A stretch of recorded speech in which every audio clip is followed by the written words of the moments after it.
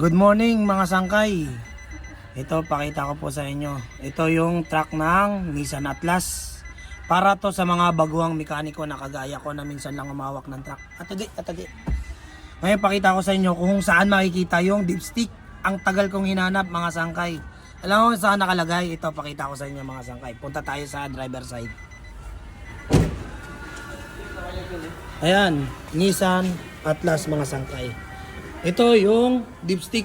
Ano yung kung saan nakalagay mga sangkay? Ayan, ang usog nyo itong upuan. Ayan, dito nyo makikita yung dipstick mga sangkay. Ayan o. Ayan, tagong-tago. Eh kung ikaw baguhan ka lang mekaniko, wala kang alam. Hagilapin mo talaga kung nasan yung dipstick. Ayan mga sangkay.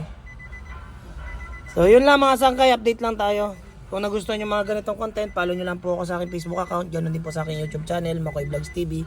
Para masundan nyo pa po yung mga susunod ko pang i-upload. Yun lamang po, maraming salamat and God bless.